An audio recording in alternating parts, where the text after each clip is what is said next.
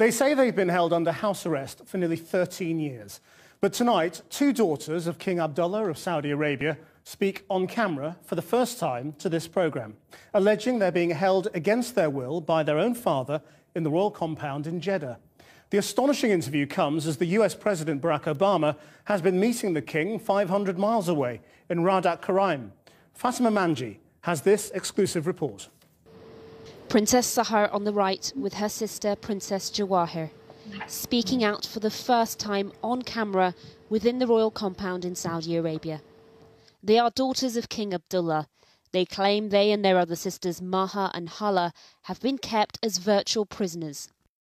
Why are we, grown women, held against our will?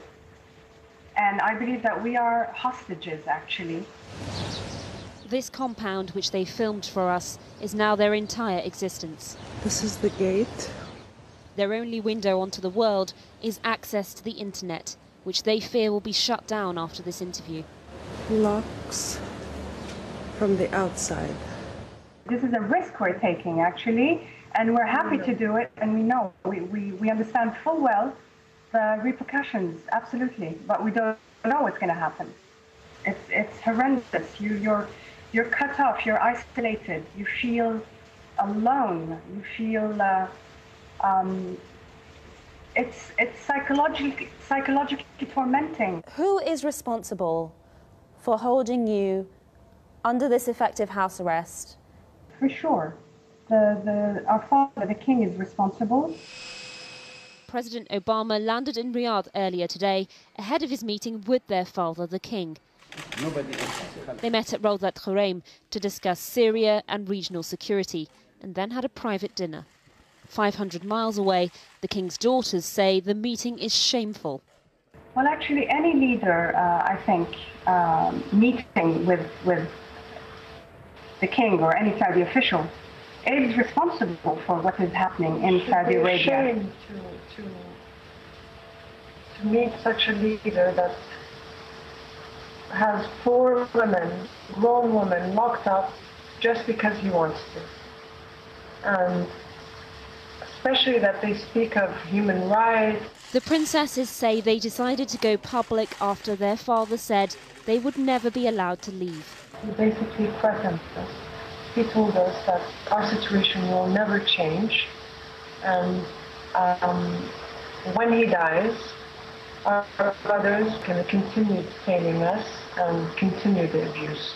The king is thought to have had around 30 wives and at least 40 children. Why is it that the king, your father, would single you out of all of his children? We've been asking him that question for over 12 years, and we do not get any answer. All we get is, let your mom come back, let your mom come back. Their mother, Al-Anud Al-Fayaz, is divorced from the king and now lives in London. She went public 2 weeks ago for the first time, and since then the princesses say their situation has deteriorated. Denied every single right. And now the right to eat and drink. We are being starved now, yes. We asked the Saudi embassy in London to respond to this claim. As yet, we haven't heard from them. Earlier in the week, they told us this is a private matter. But the princesses are very clear. Women throughout the kingdom are suffering, and they say it's a system of male guardianship which allows men to dictate a woman's every movement. We are just an example of so many families, so many women go through. We're just a tiny, tiny example. If he does that to his own children, how do you think the rest of the country is? Gender apartheid, that's what it is. The princesses say the only company they have is each other. No one is allowed to visit. We all have dreams. We want to continue studying, we want to work, we want to live our lives normally, have the chance to marry, have children. God knows, I mean, life is full of things that one would like to do. How is it you're managing to smile, to laugh and to talk to me normally?